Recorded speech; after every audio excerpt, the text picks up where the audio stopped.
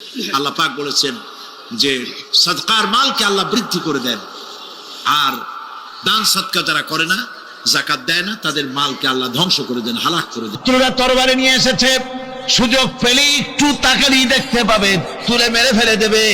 আল্লাহর হাবিব মোটেই ধৈর্য হারালেন না, এতটুকুন হতাশ হলেন না। আল্লাহ পাকের হাবিব তার সাথীকে কি বললেন? তখন কোরআনে কারীম সূরা তাওবার মধ্যে আল্লাহ তা উদ্ধৃত করেছেন মুমিনদের জন্য, ইযহুমা ফিল গার ইয ইয়াকুলু লিসাহিবিহি লা তাহজান ইন্নাল্লাহা মা'ানা। ও আমার সাথী, ও বন্ধু, ভয় করো না, চিন্তা করো না, আমরা মাইনরিটি নই, আমরাই মেজরিটি। তার কারণ আল্লাহ আমাদের সাথে আছেন। সুবহানাল্লাহ, আল্লাহ আমাদের সাথে আছে। আর বন্ধুগণ, কোরআনে কারীমে রব্বুল আলামিন বলেন, فأنزل الله سكينته عليه وأيده بجنود لم تروها। আল্লাহ পাক তার মনের মধ্যে গভীর প্রশান্তি এবং স্বস্তি দান করলেন, আর এমন সৈন্য দিয়ে সাহায্য করলেন যে সৈন্যদেরকে তোমরা দেখতে পাও না। এভাবে করে রব্বুল আলামিন মুমিনদের বিপদে আপদে মুসিবতে সব সময় আল্লাহ পাক মুসলমানদেরকে সাহায্য করেছেন। জোরে বলেন সুবহানাল্লাহ। মুমিনদের সাহায্যকারী আল্লাহ। তাই ইসলামী আন্দোলনের সাথে যারা আছে, যারা কর্মী, যারা নেতা, যারা মুমিন, যারা ঈমানদার, মেঘের মতো প্রচন্ড কালো মেঘ হয়ে চতুর্দিক থেকে অন্ধকারের মতো সে এসেছে বিপদ, কোন বিপদ না। আল্লাহ পাক সাহায্যকারী। কে সাহায্যকারী? জোরে বলেন, সাহায্যকারী কে? আল্লাহ সুবহানাহু ওয়া তাআলা, তিনি সাহায্যকারী, ভয় নাই। আল্লাহ পাকের উপর ঈমান আনলে বলে কলিজার ভিতরে দুর্জয় সাহসের সৃষ্টি হয়ে যায়, কোনো ভয় অন্তঃকরণে তার থাকে না। আল্লাহ পাক সাহায্য করেন। আর আল্লাহর উপরে ঈমান আনলে পরে রব্বুল আলামিন বলেছেন, ইয়া আইয়ুহাল্লাযীনা আমানু হাল আদুল্লুকুম আলা তিজারাতিন তুনজিকুম মিন আযাবিন আলীম। এমন একটা ব্যবসার কথা কি বলবো না যে ব্যবসায় তোমাদেরকে জাহান্নামের আযাব থেকে বাঁচায় দেবে। তার প্রথম কাজই হলো আল্লাহর প্রতি ঈমান আনা। ঈমান আনলে পরে এই সমস্ত গুণ তৈরি হয়ে যায়। আর ঈমানে সবচাইতে উপকৃত হয় সমাজের লোকেরা, রাষ্ট্রের লোকেরা, পরিবারের লোকেরা, দেশের মানুষ উপকৃত হয় মুমিনদের দিয়ে ঈমানের কারণে। তার কারণ হলো একজন মুমিন, একজন ব্যক্তি যখন ঈমানদার হয়, মুমিন হয়ে যায়, আল্লাহর প্রতি যখন প্রগাঢ় বিশ্বাস তার এসে যায়, তখন সেই ব্যক্তি নৈতিকতার মান তার বেড়ে যায়। জোরে বলেন সুবহানাল্লাহ। নৈতিক চরিত্রের উপরে সে প্রতিষ্ঠিত হয়, সে মিথ্যা বলতে সাহস পায় না। মুমিন ব্যক্তি মিথ্যা বলতে সাহস পায় না। কেন পায় না? মিথ্যা বলতে সাহস পায় না, ঠকাতে সাহস পায় না, ওজনে কম দিতে সাহস পায় না, শয়তানি বদমাশি করতে সাহস পায় না। তার কারণ হলো আল্লাহ পাক বলে দিয়েছেন, মুমিন কোরআনের ভিতরে পড়েছে, ইয ইয়াতালাক্কাল মুতালাক্কিয়ানি আনিল ইয়ামিনি ওয়া আনিশ শিমালি কাঈদ। দুজন নিয়ন্ত্রণকারী ফেরেশতা তোমার ডানে এবং বামে বসে বসে তোমাকে নিয়ন্ত্রণ করছে। কোথায় যাও, কি করো, এই ফেরেশতারা বসে বসে সব দেখতেছে। মা ইয়ালফিযু মিন কাওলিন ইল্লা লাদাইহি রাকীবুন আতীদ।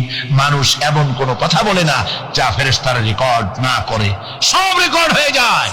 তাই মুমিন ব্যক্তি দায়িত্বহীন কথা বলতে পারে না। মুমিন ব্যক্তির চরিত্র ভালো হয়ে যায়। সে যে কথা বলে বুঝে শুনে কথা বলে, সে যে ওয়াদা করে বুঝে শুনে ওয়াদা করে। যেহেতু সবকিছুর জবাব কিয়ামতে দিতে হবে। কোথায় দিতে হবে? কোথায় দিতে হবে? কিয়ামতে আল্লাহর দরবারে জবাব দিতে হবে। মহান আল্লাহ রাব্বুল আলামিন বলেছেন, ওয়ালাকাদ খালাকনাল ইনসানা ওয়া না'লামু মা তুওয়াসবিসু বিহি নাফসু। মানুষ সৃষ্টি করেছি আমি, তার অন্তঃকরণের ভিতরে ওয়াসওয়াসা কি হয় আমি জানি। এই জন্য মুমিনেরা মনের ভিতরে কোনো খারাপ কল্পনাও করতে পারে না। খারাপ কল্পনা করলেও তার হিসাব দেওয়া লাগবে আল্লাহর কাছে। কার কাছে? ওয়াইন তুবদু মিন আনফুসিকুম আও তুখফুহু ইউহাসিবুকুম বিহিল্লাহ। আল্লাহ বলেন মনের মধ্যে যেসব কল্পনা করো তা প্রকাশ করো আর গোপন রাখো, ওইটার হিসাব নিব আমি আল্লাহ পাক কিয়ামতের দিন, আমার কাছে হিসাব দিতে হবে। বন্ধুগণ, এই জন্য মুমিন যারা, মুমিনদের চরিত্র প্রতিষ্ঠিত হয়, মুমিনদের ধারণা থাকে যেখানেই যাই না কেন, যেখানেই বসি না কেন, সেখানেই আল্লাহ, আল্লাহ ছাড়া কোনো জায়গা নাই। আছে নাকি? আছে। আল্লাহ পাক বলেন মা ইয়াকুনু মিন নাজওয়া সালাসাতিন ইল্লা হুয়া রাবিউহুম। তোমরা যেখানে তিনজন মিলে পরামর্শ করো, মনে রেখো তিনজন নও, ওখানে চতুর্থ সত্তা আমি রব্বুল আলামিন তোমাদের কাছে আছি, সব শুনি আর দেখি। পাঁচজন যেখানে হও সেখানে আমি ষষ্ঠ, এর থেকে যদি কম হও, এর থেকে যদি বেশিও হও, বান্দারে তুমি আছো যেখানে আমি আল্লাহ আছি সেখানে। আলিমদেরকে, মুমিনদেরকে, যারা নাকি কালেমা পড়ে মুসলমান হয়, তাদের সকলের এই সাহস মনের মধ্যে আসা দরকার, ব্যক্তিত্ব আসা দরকার। কারো পরোয়া নাই, পরোয়া করবো শুধুমাত্র আল্লাহ, রিস্কের মালিক তিনি। আল্লাহ রাব্বুল আলামিন বলেছেন ওয়ামা মিন দাব্বাতিন ফিল আরদি ইল্লা আলাল্লাহি রিজকুহা। এই পৃথিবীর বুকে এমন কোন বিচরণশীল জীব নাই যে জীবের রিস্কের দায়িত্ব আমি আল্লাহ আমার নিজ হাতে গ্রহণ করি নাই। সব জীবের রিস্কের চাবি আমার হাতে। কার হাতে? তাহলে ভয়টা কিসের? আপনার একটা পেট, তাই নিয়ে এত চিন্তা। অথচ এই পৃথিবীতে আল্লাহ পাক বলেন অসংখ্য প্রাণী আছে যাদের কোনো সঞ্চয় নাই। শকুন, শকুনের মরা গরু অনেকগুলি ব্যাংকে জমা আছে নাকি? কবে কোথায় একটা মরা গরু পাইছে আর খোঁজ নাই, খবর নাই। ওগুলো কি না খাইয়া মরতে দেখছেন রাস্তায় পথে ঘাটে? সুবহানাল্লাহ বিহামদিহি। অসংখ্য প্রাণী এভাবে দুনিয়া আছে। আল্লাহ রাব্বুল আলামিন বলেন যাদের কোনো সঞ্চয় নাই, যারা কোনো সঞ্চয় করে না, এ ধরনের সাপগুলি, শিয়ালগুলি, বাঘগুলি, পাখিগুলি, জলচর প্রাণী, স্থলচর প্রাণী, আর অন্তরিক্ষে মহাশূন্যে উড়ে বেড়ায় যেসব প্রাণী, এ ধরনের শত সহস্র কোটি কোটি প্রাণী, তারা সকাল বেলায় খালি পেট নিয়ে বেরিয়ে যায়। খালি পেট নিয়ে সকাল বেলায় বেরিয়ে গেল, আবার সন্ধ্যায় যখন বাসায় ফেরে সমস্ত প্রাণীগুলির পেট আল্লাহ রব্বুল আলামিন ভরে দেন। সুবহানাল্লাহ। একটা প্রাণীও খালি পেটে বাড়ি ফেরে না। সুবহানাল্লাহ, সুবহানাল্লাহ। অথচ তাদের কিন্তু জন্ম নিয়ন্ত্রণের ব্যবস্থাও নাই।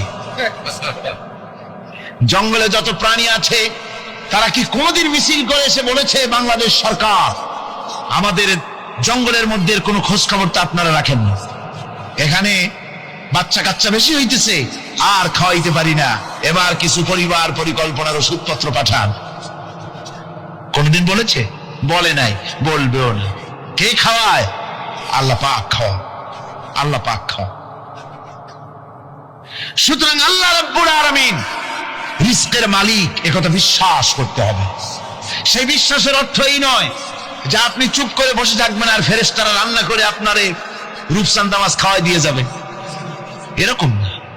বিশ্বাস করতে হবে, কাজ করতে হবে, এর ফলে আল্লাহ রাব্বুল আলামিন রিস্কের ব্যবস্থা করবে। ঈমান আনার পর প্রথম যে কোয়ালিটিটা হবে, সেই কোয়ালিটি হচ্ছে পার্সোনালিটি, আত্মসম্ভ্রম, আত্মমর্যাদা। দুনিয়ায় কারোর সামনে মাথা সে নত করবে না, মাথা নত করবে কেবলমাত্র আল্লাহর কাছে। সে বিশ্বাস করবে খাইরিহি ওয়া শাররিহি মিনাল্লাহি তাআলা, ভালো মন্দ সব কার কাছ থেকে হয়? আল্লাহর কাছ থেকে হয়। সে কিছুতেই বিশ্বাস করবে না যে কোনো মাজারের কাছে গেলে, কবরের কাছে গেলে আমার তকদির পাল্টে যাবে। কোন মুমিন তা বিশ্বাস করবে না। কথা বুঝতে পেরেছেন? ভালো করার মন্দ করার সবটা মালিক আল্লাহ সুবহানাহু ওয়া তাআলা। এরপরে 2 নম্বরের যে কোয়ালিটি সৃষ্টি হবে মুমিনের মধ্যে ঈমান আনার পর, সে গুণটা হচ্ছে সে বিনয়ী হবে। বিনয়, বিনম্রতা, আর এক বৈশিষ্ট্য হবে, বিনয় এবং বিনম্রতার বৈশিষ্ট্য হবে।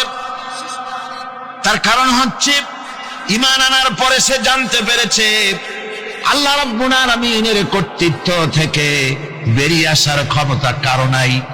অহংকার করে যাব কোথায়, আস্ফালন করে যাব কোথায়? আল্লাহর রাজত্বের বাইরে, আল্লাহর ক্ষমতার বাইরে যাওয়ার ক্ষমতা তো কারোই নাই। সুতরাং অহংকার তার মধ্যে জায়গা পাবে না। আল্লাহ পাক দুনিয়ার সমস্ত মানুষের জিনকে পরিষ্কার করে বলেছেন, ইয়া মাশারাল জিন্নি ওয়াল ইনস ইন ইসতাতাতুম আন তানফুদু মিন আকওয়ান আহাদ। আল্লাহ পাক বলেন, বান্দারে ও আমার নবী আপনি বলুন, আল্লাহ পাক এক এবং একক, তিনি নিরঙ্কুশ, তিনি বেনিয়াস, তিনি কারো মুখাপেক্ষী নন, তিনি কাউকে জন্ম দেন নাই, তাকেও কেউ জন্ম দেয়নি। আকাশ এবং জমিনে আল্লাহর সমকক্ষ কেউ নাই। তোমরা হচ্ছ ফকির আর আমি আল্লাহ হচ্ছে বেনিয়াস। লিল্লাহি মা ফিস সামাওয়াতি ওয়া মা ফিল আরদ। আকাশে যা আছে, জমিনে যা আছে, সব আল্লাহ। সব কার? আল্লাহ পাকের। সুতরাং কিসের অহংকার, কিসের মাতবাড়ি? মানুষ পেছনের কথা ভুলে যায়, মোটেই চিন্তা করে না। একটু আগে যারা ক্ষমতায় ছিল আজকে তারা ক্ষমতা হারা, আজকে যারা ক্ষমতায় এলো তারা আবার ক্ষমতা মস্তদে বসে দুনিয়ার সব বিপদ আপদ ভুলে যায়। কি করে আরো বেশি লুটপাট করা যায়, আরো বেশি মানুষকে শোষণ করা যায়, মানুষ এই চিন্তাই করে। অহংকারে, ক্ষমতার দর্পে ফেটে পড়ে, চিন্তা করে না পেছনের কথা। আল্লাহ রাব্বুল আলামিন বলেন, যারা নাকি মুমিন বান্দাদের বিনয় এবং বিনম্রতা তাদের মধ্যে সৃষ্টি হয়ে যাবে, তার কারণ হলো আল্লাহ পাক বলেছেন, ওয়ালা তামশি ফিল আরদি মারহান ইন্নাকা লান তাখরিকাল আরদা ওয়া লান তাবলুগাল জিবালা তুলা।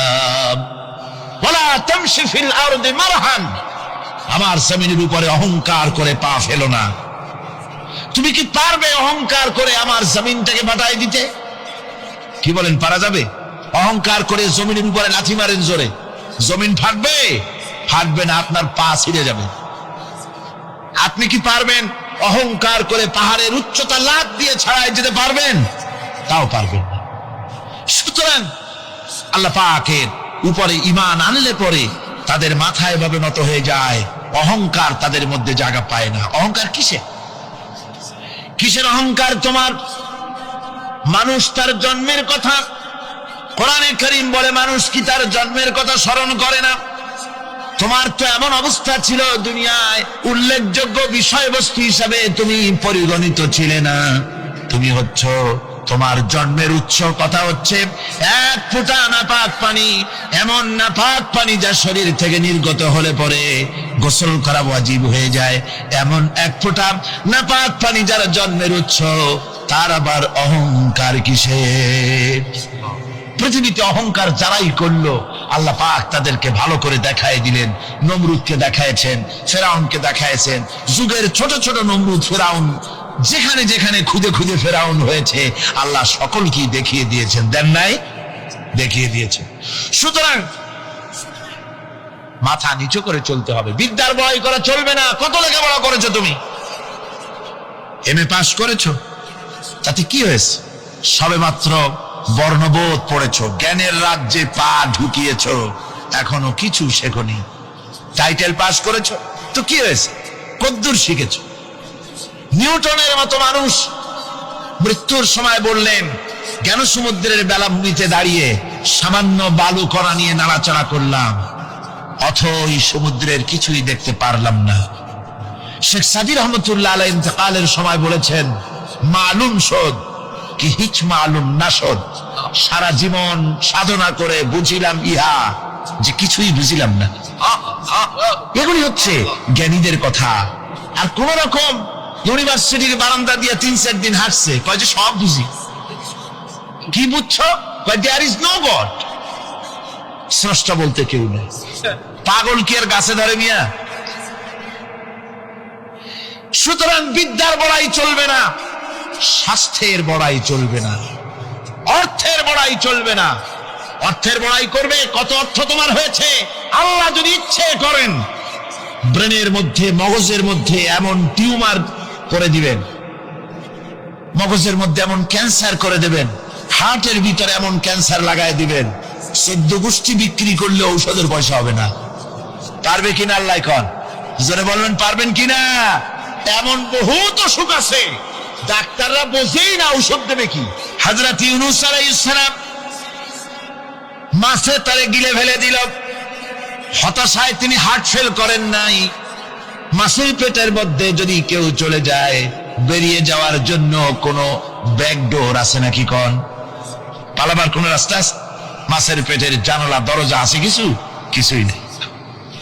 তিনি হতাশ হলেন না, মাছের পেটের ভেতরে বসে হযরত ইউনূস আলাইহিস সালাম বুক ভরা আশা নিয়ে আল্লাহর দরবারে তিনি ঘোষণা করলেন, লা ইলাহা ইল্লা আনতা সুবহানাকা ইন্নী কুনতু মিনাজ জালিমিন। পড়েন না সবাই, লা ইলাহা ইল্লা আনতা সুবহানাকা ইন্নী কুনতু মিনাজ জালিমিন।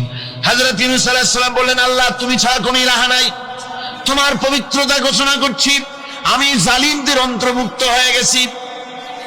তিনি যখন চিল্লাচ্ছিলেন, মাসির পেটের ভিতরে বসে যখন কাতরুক্তি করতেছিলেন, আল্লাহ বুঝি তখন শোনেন নাই সে কথা? কি বলেন? আল্লাহ বুঝি তখন তন্দ্রায় বা নিদ্রায় ছিলেন না? আল্লাহ পাক কি ঘুমান? তন্দ্রায় যান? লা তাখুযুহু সিনাতুন ওয়ালা নাওম।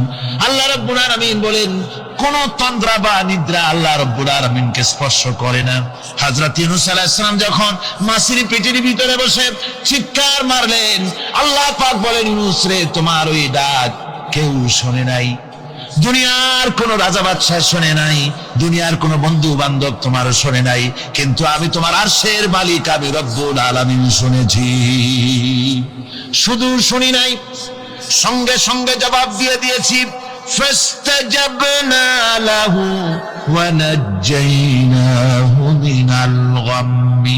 পড়েন, ফাস্তাজাবনা লাহু ওয়া নাজ্জাইনাহু মিনাল গাম্মি ওয়া কাযালিকা নুজিল মুমিনিন। আল্লাহ পাক বলেন, আমি জবাব দিলাম। মাছের পেটের ভিতরে বেদনা শুরু হয়ে গেল, মাছ আর তলদেশে শুয়ে থাকতে পারলো না, সাঁতরাতে পারলো না, মাছ ভেসে উঠল উপরে। পেটের যন্ত্রণায় মাছ কিনারায় চলে এসে বমি করে দিতে পারলে যেন বাঁচি, এই অবস্থা মাছের হলো। কিনারায় চলে এলো, বমি করে ইউনূস আলাইহিস সালামকে ফেলে দিল, মাছও বাঁচলো, ইউনূস আলাইহিস সালামও বাঁচলো। আল্লাহ রাব্বুল আলামিন বলেন, মুমিনেরা শোনো, শুধু ইউনূসকে নয়, ওয়া কাযালিকা নুজিল মুমিনিন। এইভাবে করে মুমিন বান্দারা যদি আমাকে ডাকি, আমার কাছে যদি হাত ফাইলায়, আমি আল্লাহ রাব্বুল আলামিন মুমিনদের এভাবে বিপদ মুক্ত করে দেই। আল্লাহ পাক বিপদ মুক্ত করে দেন। ওয়া মান ইয়াত্তাকিল্লাহা ইয়াজআল লাহু মাখরাজা। আল্লাহকে যে ভয় করে, আল্লাহ তার জন্য রাস্তা খুলে দেন। জোরে কোন সুবহানাল্লাহ। দেখেন, ইউসুফ আলাইহিস রব্বুল আলামিন আপন কুদরতে দরজার তালাগুলি খুলে দিলেন। ভাইরা আমার, এভাবে করে মুমিনেরা কখনো হতাশ হয় না। ফাইন্না মাআল উসরি ইউসরা, ইন্না মাআল উসরি ইউসরা।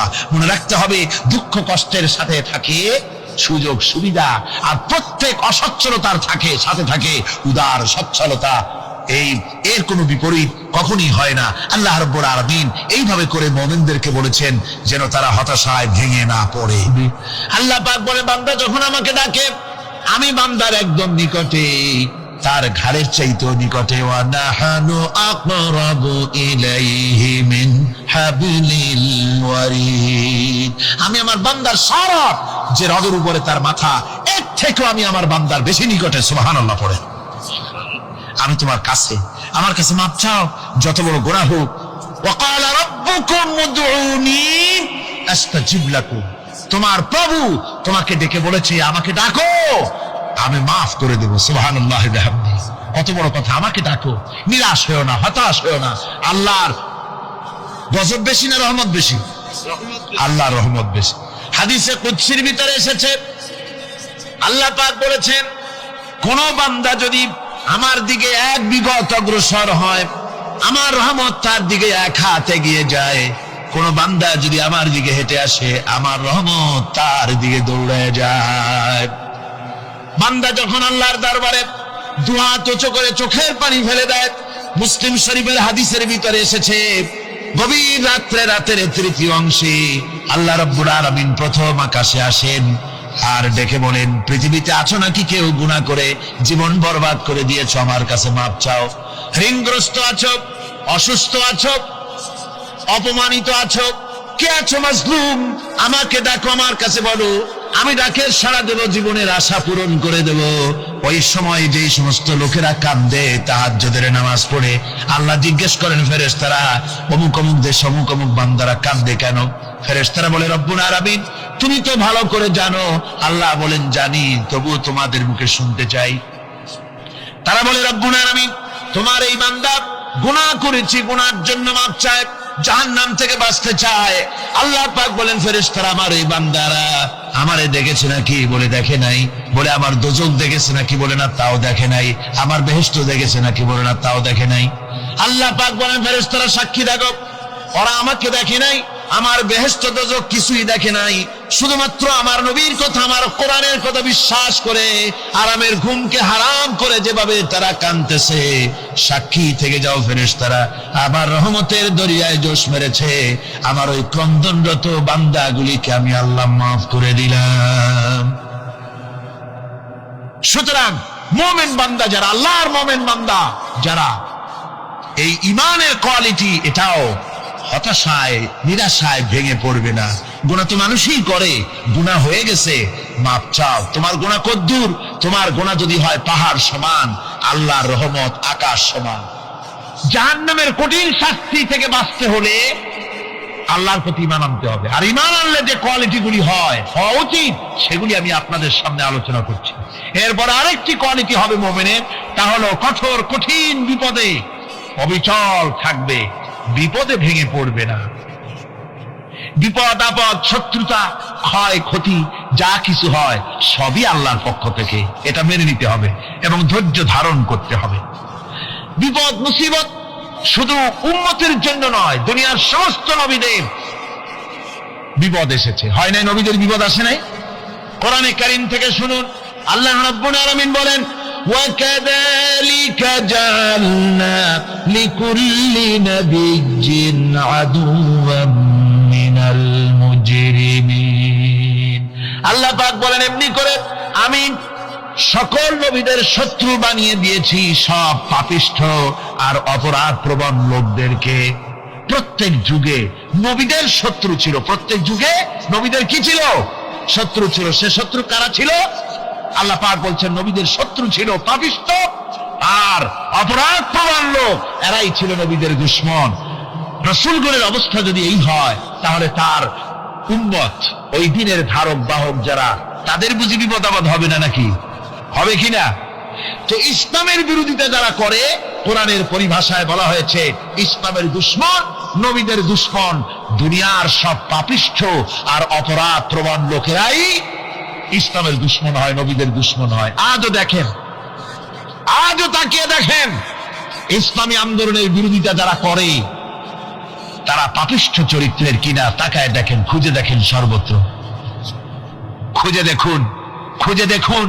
যারা ইসলামী আন্দোলনের বিরোধিতা করে, যারা ইসলামকে মিটিয়ে দেওয়ার চেষ্টা করতেছে, যারা ইসলামকে মৌলবাদ বলে, ইসলামকে সাম্প্রদায়িক বলে, কোরআনে কারীমের কথা কত স্পষ্ট যে নবীদের দুশমন হয়, ইসলামের দুশমন হয় মুজরিম লোকেরা, অপরাধ প্রবণ আর পাপিষ্ঠ লোকেরা। আজও আমরা দেখতে পাই এই শ্রেণীর লোকেরা পাপিষ্ঠ এবং সবচাইতে সমাজের নিকৃষ্ট ধরনের চরিত্রহীন লোক। নামাজ নাই। আপনি খুঁজে দেখেন, ইসলামী আন্দোলনের বিরোধিতা যারা করছে, যারা নেতৃত্ব দিচ্ছে, নামাজ নাই, রোজা নাই, চরিত্র নাই, হজ নাই, যাকাত নাই, মদ, জুয়া, জেনা, ব্যভিচার ইত্যাদিতে লিপ্ত।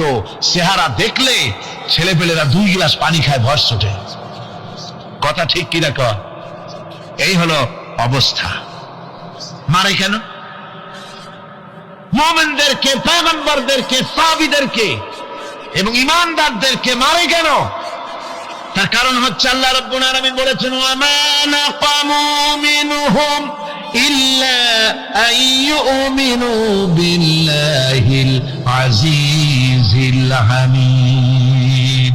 কাফিররা ঈমানদার লোকদেরকে অন্য কোন অপরাধী নির্যাতন চালায় না, নির্যাতন চালায় শুধু এই কারণে যেহেতু মুমিন লোকেরা পরাক্রমশালী, আল্লাহ রাব্বুল আলামিনের দ্বীনকে কায়েম করতে চায়, তার উপরে ঈমান এনেছে, এই কারণেই তারা মারে।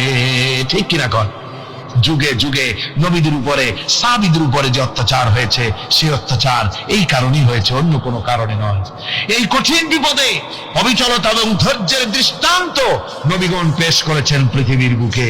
আমরা দেখেছি ইব্রাহিম আলাইহিস সালামকে আগুনে ফালানো হয়েছে, আছে না কোরআন শরীফে? আমি কিন্তু গল্প করতেছি না, সব কোরআনের কথা। কিসের কথা? ইব্রাহিম আলাইহিস সালামকে আগুনে ফালানো হচ্ছে। অপরাধ কি? অপরাধ হচ্ছে হযরত ইব্রাহিম আলাইহিস সালাম দাওয়াত দিয়েছেন লা ইলাহা ইল্লাল্লাহ। জোরে পড়েন না। তার কারণ হচ্ছে আমি হচ্ছি মাখলুক, আল্লাহ হচ্ছেন খালিক। আল্লাহ আমাকে বলেছেন না জ্বালাতে, তুমি 1000 বার বললেও আমি ইব্রাহিমকে জ্বালাইতে পারবো না। কোরআনে কারিমে ঘটনা বলে মুমিনদেরকে সাহস দেওয়া হচ্ছে, মুমিনেরা দ্বীনের কাজ করতে গিয়ে বিপদ আবাজ আসবে, ইমানের দাবি হলো বিপদ আসবে, আর বিপদ আসলে ঘাবড়ায় যেও না, মুসিবতে পড়ে চিন্তায় পেরেশানে হয়রান হয়ে যেও না।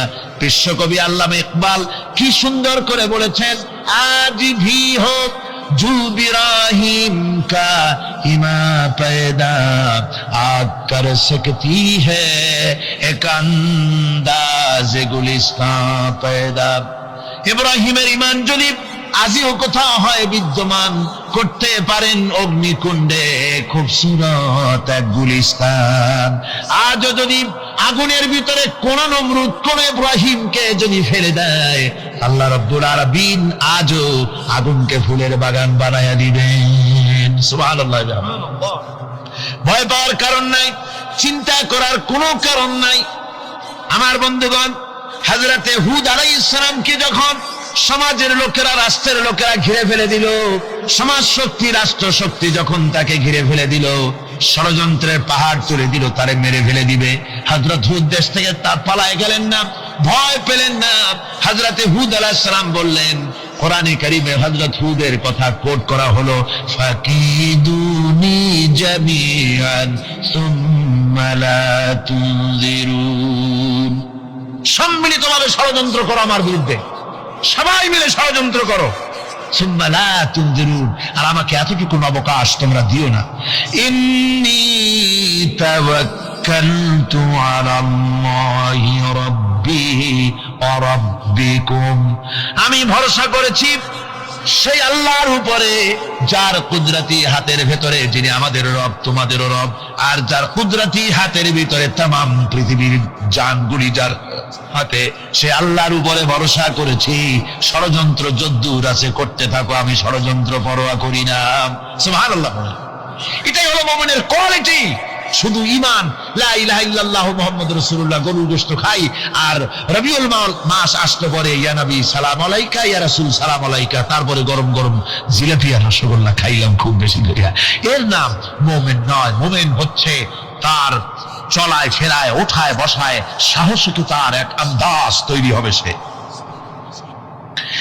আমার ভাইয়েরা, বিপদে অবিচলতা আমাদেরকে পয়গম্বরেরা শিক্ষা দান করেছেন। আমরা দেখতে পেয়েছি বিশ্বনবী জনাবে মুহাম্মদুর রাসূলুল্লাহ সাল্লাল্লাহু আলাইহি ওয়াসাল্লাম হিজরতের রাত, কাফেররা চতুর্দিকে দাঁড়ানো, হযরত জিবরাইল এসে বলেন, ইয়া রাসূলুল্লাহ, হে কাফেররা চতুর্দিকে ঘিরে দাঁড়িয়েছে, গভীর রাত, এখন হাতে তাদের তরবারি, সকাল হলে পরেই তারা আপনাকে মেরে ফেলে দিবে, তাড়াতাড়ি ওঠেন, মদিনার দিকে চলে যান। আল্লাহ নবী ঘুমের থেকে জেগে হযরত আলীকে ডেকে বলেন, আলী, আল্লাহ অর্ডার করেছেন আমি মদিনায় চললাম, আমার বিছানার পরে আমার চাদর গায়ে দিয়া শুয়ে থাকো। হযরত আলী বলেন, আল্লাহর হাবিব, আপনার চাদর গায়ে দিয়ে ঘুমিয়ে থাকবো। সকালবেলায় কাফির বেঈমানেরা আপনার বিছানার পরে আপনার চাদর গায়ে দেওয়া অবস্থায় আমি আলীকে তারা মোহাম্মদ মনে করবে, আর আমি আলীকে নবী মনে করে তারা তাদের তরবারি দিয়া কেটে কেটে টুকরা টুকরা করে আমারে বিদায় করে দেবে দুনিয়া থেকে। এতটুকুনো পরোয়া করি না, বরং আমার দিলের মধ্যে এটাই তৃপ্তি থাকবে যে আমি আলীর জীবনের বিনিময় আল্লাহর হাবিব দুনিয়ায় বেঁচে আছেন। নবীজি ঘরের থেকে বেরোলেন, চতুর্দিকে কাফেররা দাঁড়ানো। আল্লাহ নবী হাতে এক মুষ্টি বালু হাতে নিয়ে শাহ হাতের বজু পরে 3 বার দম করে বালুগুলো ছেড়ে দিলেন। বালিগুলি ঘরের চতুর্দিকে কাফেরদের চোখে চলে গেল। পরবর্তী সময় রব্বুল আলামিন ডেকে বলেন, নবীরে, বালি যখন নিক্ষেপ আপনি করেছিলেন ধুলাগুলি, আপনি তো শুধু নিক্ষেপ করেছিলেন, কিন্তু চতুর্দিকে কাফেরদের চোখে গেল কেমনে? একদিকে মেরেছিলেন, সেই দিকেই তো যাওয়ার কথা ছিল, চতুর্দিকের কাফেরের চোখে চোখে সেগুলো পৌঁছে গেল কেমনে? ওয়ামা রামাইতা ইদ রামাইতা ওয়ালাকিন্নাল্লাহ রামা। আপনি নিক্ষেপ করেন নাই, যখন আপনি নিক্ষেপ করেছিলেন আপনি তো শুধু বালু কণা ছেড়েছেন, আর ওই বালু কণাগুলি ঘরের চতুর্দিকে সব কাফেরদের চোখে পৌঁছবার দায়িত্ব আমার কুদরত গ্রহণ করেছিল। আমার ভাইরা, নবীজি বিপদে, এতগুলি শত্রু তরবারি নিয়ে তিনি বিপদে ধৈর্য হারা হন নাই। আস্তে করে ঘরের থেকে বেরিয়ে হযরত আবু বকরের বাড়িতে গিয়ে হাজির। দরজায় গিয়ে আওয়াজ দিলেন, আবু বকর। অমনি দরজা খুলে গেল। লাব্বাইক ওয়া সাদাইক। হুজুর বলেন, আবু বকর রে, একটা ডাকে কেমনে সাড়া দিলে? তুমি কি ঘুমাইছিলে না? হযরত আবু বকর বলেন, হুজুর, আপনি বলেছেন আমাকে নিয়ে হিজরত করবেন। আমি মনে মনে চিন্তা করেছি, না জানি কত রাত্রে নবীজি আসেন, উঠতে যদি আমার দেরি হয়ে যায়, নবীজি যদি দরজার কাছে দাঁড়ায় দাঁড়ায় আমারে ডাকাডাকি করে, আর আমি যদি ঘুমায় থাকি, তাহলে আল্লাহর নবীর সঙ্গে বেয়াদবি হয়ে যাবে। এই মনে করে বিছানায় না ঘুমাইয়া আপনার গলার আওয়াজ শোনার জন্য এই দরজার সঙ্গে পিঠ লাগায়া লাগায়া দাঁড়ায়া ঘুমাচ্ছিলাম। আল্লাহর নবী হযরত আবু বকরকে সঙ্গে করে নিয়ে চললেন মদিনার দিকে। উল্টা পথে রওনা করলেন। বারবার কাবা শরীফের দিকে তাকাতে লাগলেন। বুখারী শরীফে এসেছে, নবীজি বারবার কাবার দিকে তাকিয়ে বলতেছেন, রে কাবা, বড় আশা ছিল তোর কাছে থাকবো, তোর খেদমত করব, কিন্তু তোর নিষ্ঠুর সন্তানেরা তোর কাছে আমারে থাকতে দিল না রে। আল্লাহ নবী মিসফালা দিয়ে জাবালে কেদোয়ার উপর দিয়ে চলে গেলেন জাবালে সুরে। গুহার কাছে যখন গিয়েছেন, হযর রক্ত হয়ে গেল। হযরত আবু বকর রাদিয়াল্লাহু তাআলা আনহু বলছেন, হুজুর, আর উপায় নাই, দিন হয়ে গেল, এখন বুঝি ধরা পড়ে যাব। ওই গুহার মধ্যে গিয়ে আশ্রয় নেই। তবে আপনি দাঁড়ান, গুহার ভিতরেই পাহাড়িয়া গুহা, বিচ্ছু থাকতে পারে, সাপ থাকতে পারে, আমি আগে ঢুকি। যদি কোনো হিংস্র প্রাণী থাকে আমার উপর দিয়া আঘাত হয়ে যাক, আল্লাহর নবী হেফাজতে থাকুন। হযরত আবু বকর রাদিয়াল্লাহু তাআলা আনহু গুহার ভিতরে নামলেন। নেমে গুহা সাফ করে হুজুরকে ডাকলেন। হুজুর তাশরীফ ফরমালেন গুহার মধ্যে। হুজুর বলেন, আবু বকর, হেঁটে হেঁটে কষ্ট হয়ে গেছে, তুমি বসো, তোমার উরুর উপরে মাথা রেখে আমি একটু ঘুমায়ে যাই। আল্লাহর হাবিব ঘুমায়ে গেলেন। হযরত আবু বকর লক্ষ্য করে দেখেন চতুর্দিকে অনেকগুলি গর্ত দেখা যায়। এই গর্ত থেকে সাপ আসতে পারে, বিচ্ছু আসতে পারে মনে করে নিজের গায়ের চাদর ছিঁড়ে ছিঁড়ে গর্তগুলি বন্ধ করা শুরু করে দিলেন। কয়েকটা গর্ত বন্ধ করার মতো চাদর আর নাই, পাও দিয়ে চেপে ধরলেন। এক পাহাড়িয়া বিষধর সাপ বেরোবার জন্য চেষ্টা করে বেরোবার পথ খুঁজে না পেয়ে হযরত আবু বকরের পায়ের উপরে দংশন করেছে। বিষের যন্ত্রণায় হযরত আবু বকরের চোখ থেকে পানি দরদর করে পড়ছে। রাসূলুল্লাহর ঘুম ভেঙে গেল। আল্লাহর নবী তাকে বলেন, আবু বকর, চোখে পানি কেন? বাড়ির কথা বুঝি মনে পড়ে গেছে?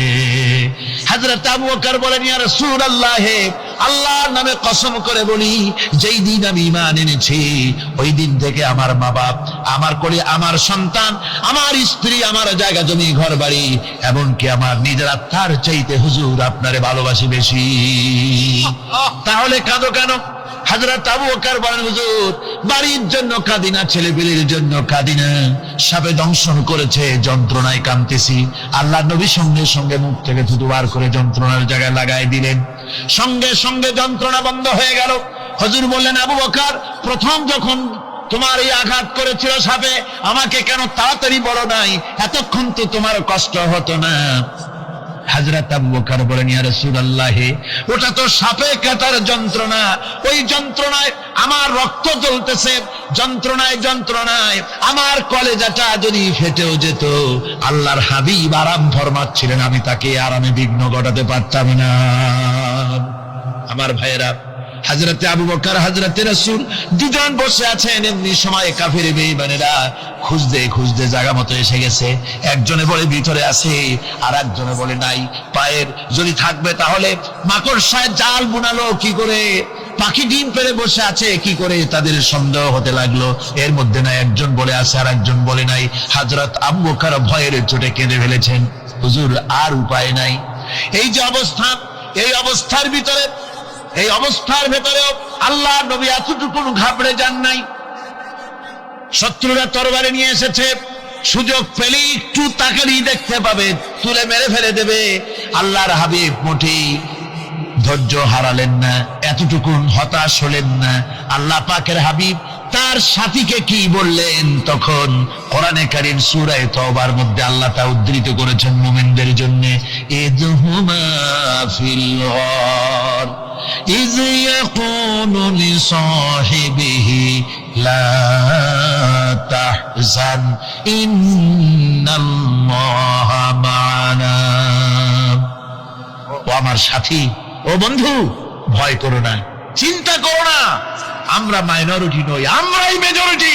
তার কারণ আল্লাহ আমাদের সাথে আছেন। সুবহানাল্লাহ, আল্লাহ আমাদের সাথে আছে। আর বন্ধুগণ, কোরআনে কারীমে রব্বুল আলামিন বলেন, فأنزل الله سكينته عليه وأيده بجنود لم تروها। আল্লাহ পাক তার মনের মধ্যে গভীর প্রশান্তি এবং স্বস্তি দান করলেন, আর এমন সৈন্য দিয়ে সাহায্য করলেন যে সৈন্যদেরকে তোমরা দেখতে পাও না। এভাবে করে রব্বুল আলামিন মুমিনদের বিপদে আপদে মুসিবতে সব সময় আল্লাহ পাক মুসলমানদেরকে সাহায্য করেছেন। জোরে বলেন সুবহানাল্লাহ। মুমিনদের সাহায্যকারী আল্লাহ। তাই ইসলামী আন্দোলনের সাথে যারা আছে, যারা কর্মী, যারা নেতা, যারা মুমিন, যারা ঈমানদার, মেঘের মতো প্রচন্ড কালো মেঘ হয়ে চতুর্দিক থেকে অন্ধকারের মতো সে এসেছে বিপদ, কোন বিপদ না। আল্লাহ পাক সাহায্যকারী। কে সাহায্যকারী? জোরে বলেন, সাহায্যকারী কে? আল্লাহ সুবহানাহু ওয়া তাআলা, তিনি সাহায্যকারী, ভয় নাই। আল্লাহ পাকের উপর ঈমান আনলে পরে কলিজার ভিতরে দুর্জয় সাহসের সৃষ্টি হয়ে যায়, কোনো ভয় অন্তঃকরণে তারা থাকে না। আল্লাহ পাক সাহায্য করেন। আর আল্লাহর উপরে ঈমান আনলে পরে রব্বুল আলামিন বলেছেন, ইয়া আইয়ুহাল্লাযীনা আমানু হাল আদুল্লুকুম আলা তিজারাতিন তুনজিকুম মিন আযাবিন আলীম। এমন একটা ব্যবসার কথা কি বলবো না, যে ব্যবসায় তোমাদেরকে জাহান্নামের আযাব থেকে বাঁচায় দেবে। তার প্রথম কাজই হলো আল্লাহর প্রতি ঈমান আনা। ঈমান আনলে পরে এই সমস্ত গুণ তৈরি হয়ে যায়।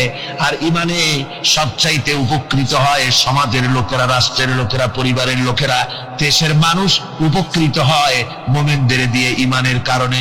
তার কারণ হলো একজন মুমিন, একজন ব্যক্তি যখন ঈমানদার হয়, মুমিন হয়ে যায়, আল্লাহর প্রতি যখন প্রগাঢ় বিশ্বাস তার এসে যায়, তখন সেই ব্যক্তি নৈতিকতার মান তার বেড়ে যায়। জোরে বলেন সুবহানাল্লাহ। নৈতিক চরিত্রের উপরে সে প্রতিষ্ঠিত হয়, সে মিথ্যা বলতে সাহস পায় না। মুমিন ব্যক্তি মিথ্যা বলতে সাহস পায় না। কেন পায় না?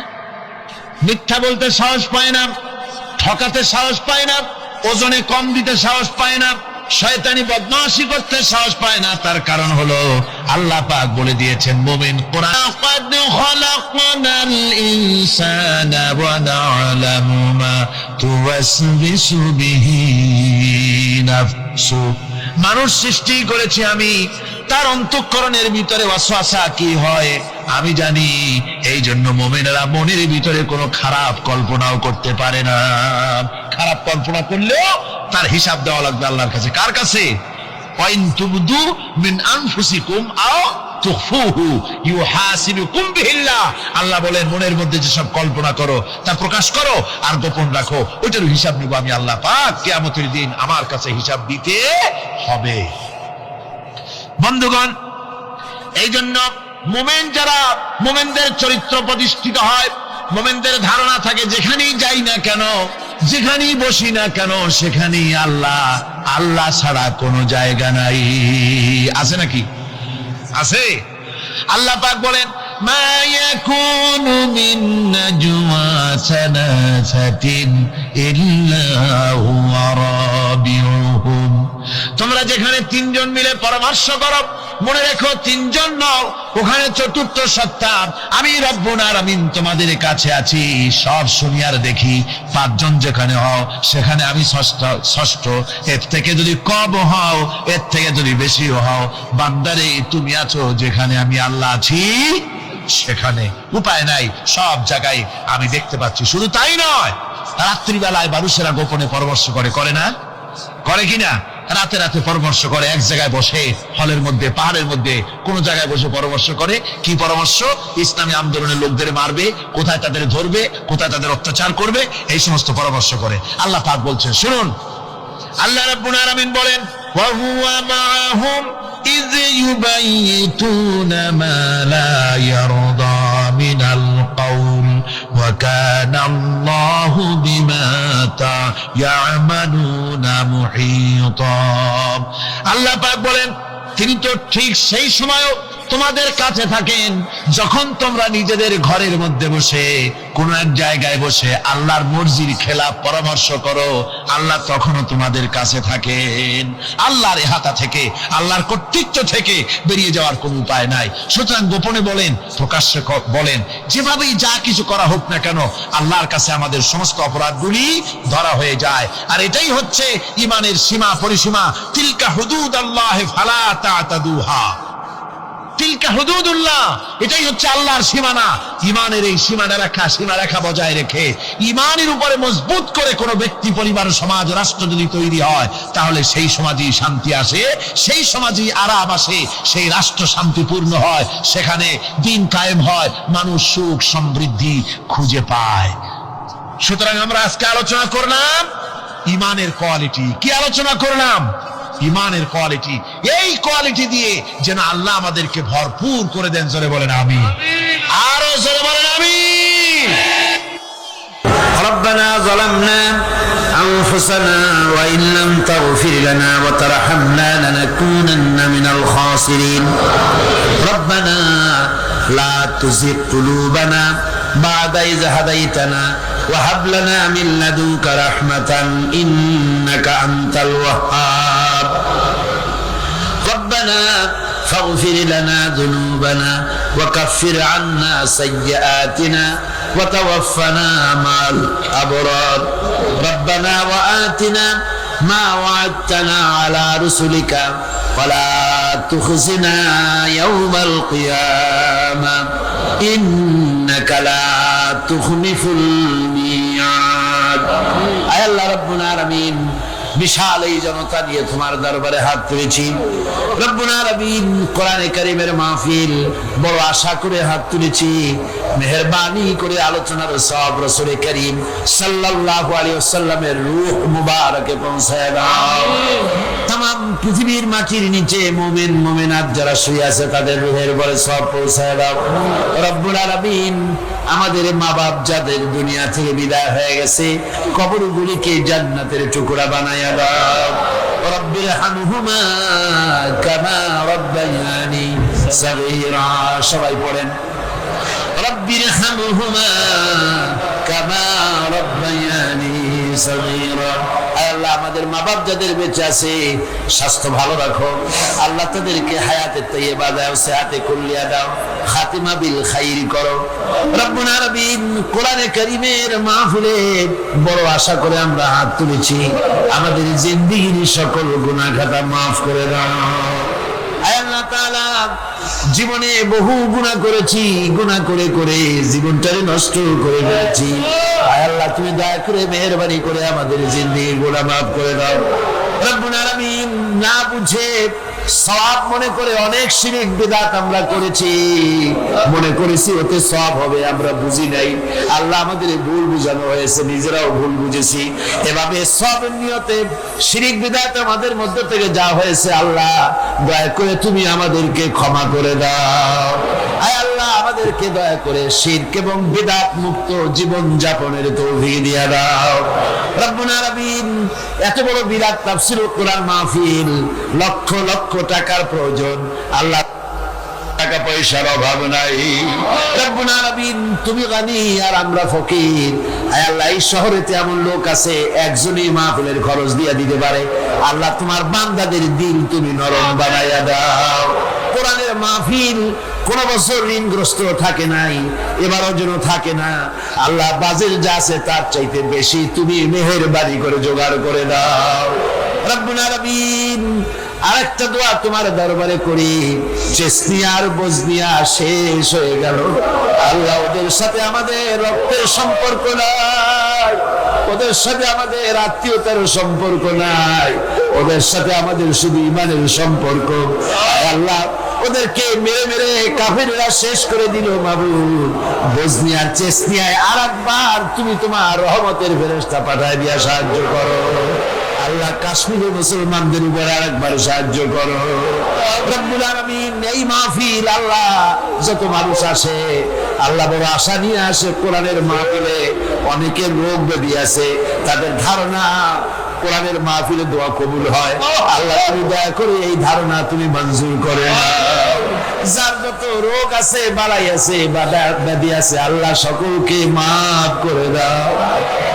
سبحان ربك رب العزة عما يصفون وسلام على المرسلين الحمد لله رب العالمين واجعل آخر كلمتنا عند الموت لا إله إلا الله محمد رسول الله ولقد خلقنا الإنسان ونعلم ما توسوس به نفسه ونحن أقرب إليه من حبل الوريد।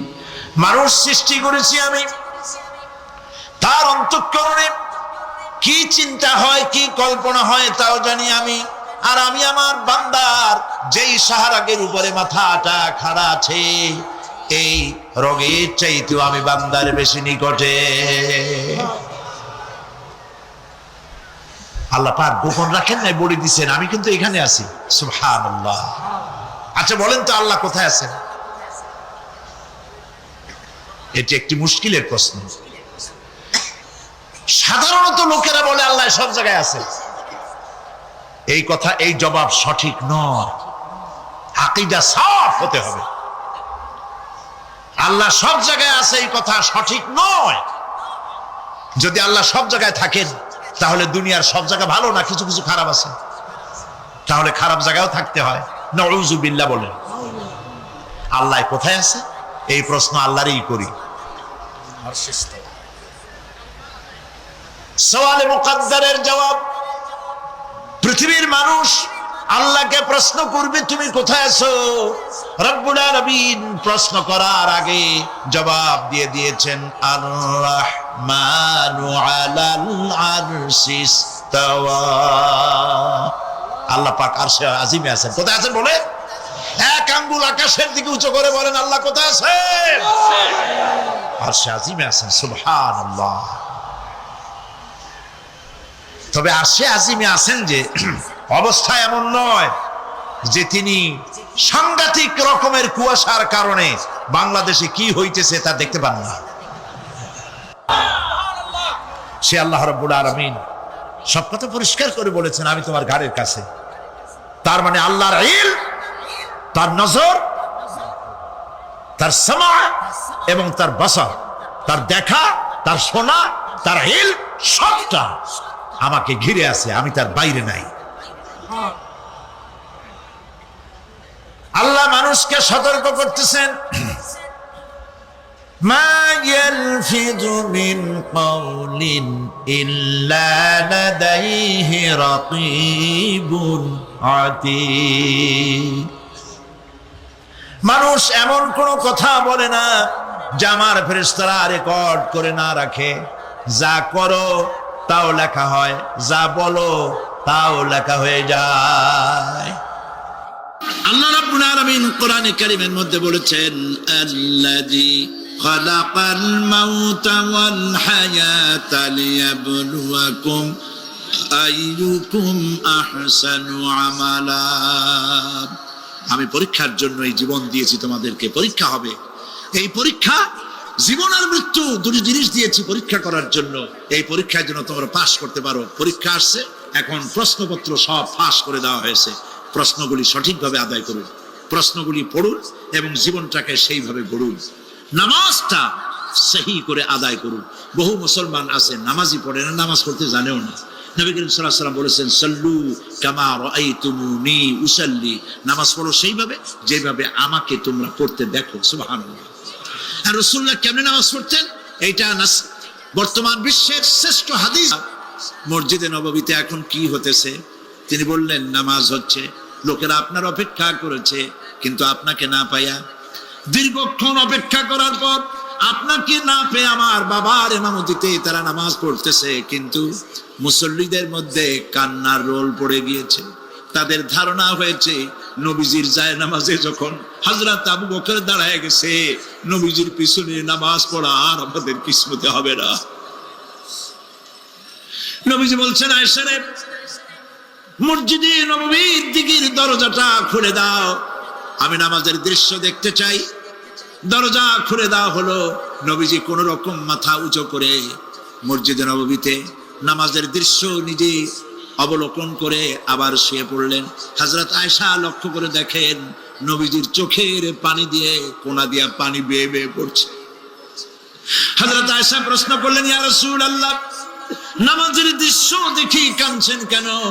হুজুর বলেন, আয়েশা রে, এটা কোনো দুঃখের পানি নয়, আমি কাঁদতেছি এই জন্যে, এই নামাজের জামাত কায়েমের জন্য তায়েফের ময়দানে অনেক রক্ত ঝরেছে, আবার উহুদের ময়দানে দান দান শহীদ হয়েছে, সাহাবায়ে কেরাম জীবন দিয়েছে। আজ আমি দেখতে পেলাম আমার উম্মতেরা জামাতে নামাজ পড়ছে। আমার ধারণা হলো ভবিষ্যতে কিয়ামত পর্যন্ত আমার উম্মতেরা এইভাবে জামাত বন্দী হয়ে নামাজ আদায় করবে। নবীজি আবার বেহুশ হয়ে পড়লেন। মসজিদে নববী থেকে আজ আর কেউ বাড়ি যায় না, সবাই কান্দে। আজ রাত বোধহয় নবীজি কাটাবেন না। মেয়েরা কাঁদতেছে, সাহাবায়ে কেরাম কাঁদতেছেন, আজওয়াজে মুতাহারাত তারা কাঁদতেছেন। নবীজির আবার হুঁশ হলো, তাকায় দেখেন ঘরের মধ্যে কান্নাকাটি, মসজিদে নববীতে কান্নাকাটি। সব থেকে বেশি কাঁদতেছেন মা ফাতেমা। নবীজি হযরত ফাতেমার কান্না দেখে ইশারা করলেন, কাছে আয়। হযরত ফাতেমা রাসূলের কাছে গেলেন। নবীজি কানে কানে কি যেন বললেন, কান্নাটা বন্ধ হয়ে গেল। হযরত আয়েশা জিজ্ঞেস করলেন, মা, তোমার আব্বা তোমার কানে কি বললো আর কান্না বন্ধ হয়ে গেল? হযরত ফাতেমা বলে, আম্মাজি, আমার আব্বা আমাকে বললেন, মা ফাতিমা, তোমার কান্না আমার বরদাস্ত হয় না, কেঁদো না, আমি মৃত্যুর পরে সকলের আগে তোমার সাথে আমার দেখা হয়ে যাবে। হযরত ফাতেমা বলছেন, আম্মাজি, আমি বুঝতে পেরেছি আমার আব্বার এই কথার অর্থ কি। নবীজির ইন্তেকালের পরে আত্মীয় স্বজনের মধ্যে সবার আগে আমার মৃত্যু হবে আর আমার পিতার সাথে আমি মিলিত হতে পারবো। রাত যখন শেষ হয়ে এলো, নবীজির হুঁশ হয়েছে, তাকায় দেখেন হযরত জিবরাইল দাঁড়ানো। হযরত জিবরাইল নবীজির চেহারা মোবারকের দিকে তাকায় বলেন, আসসালামু আলাইকা ইয়া রাসূলুল্লাহ। আল্লাহ আপনাকে সালাম বলেছেন, আর আল্লাহ পাক জানতে চেয়েছেন আপনার মুখে আপনি কেমন আছেন। আল্লাহ জানেন আপনার অবস্থা কি, তারপরেও আপনার মুখে শুনতে চেয়েছেন আপনি কেমন আছেন।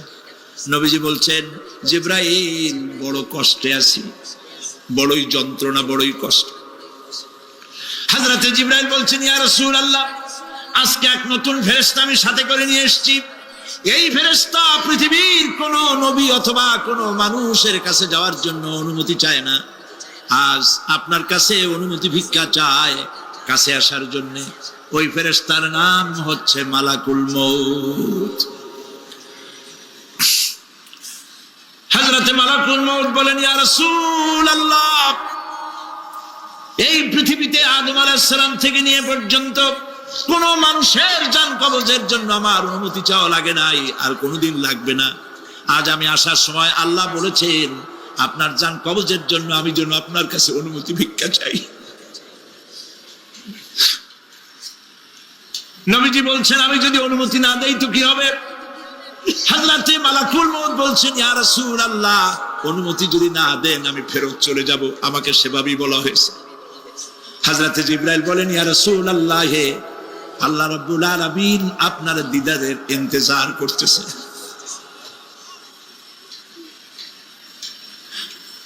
নবীজি বলছেন, মালাকুল মউত, তুমি জান কবজের কাজ শুরু করো।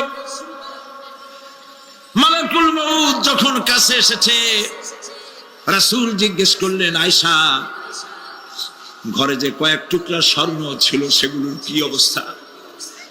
ছোট ছোট 6 টুকরা স্বর্ণ ছিল।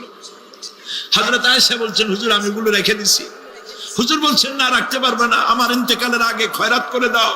মুহাম্মদ সাল্লাল্লাহু আলাইহি ওয়াসাল্লাম আল্লাহর কাছে অবস্থায় উঠবে না যে তার ঘরের ভিতরে সোনা ছিল, দিয়ে দাও, খয়রাত করে দিয়ে দাও। হযরতে মালাকুল মউত রাসূলের জান কবজ শুরু করে দিলেন। রাসূলুল্লাহ জীবনের শেষ কথা বললেন, আসসালাত আসসালাত ওয়া মালাকাত আইমানুকুম। আমার উম্মতেরা বিদায় লগ্নে বলে গেলাম, নামাজ নামাজ নামাজ ছেড়ে দিও না।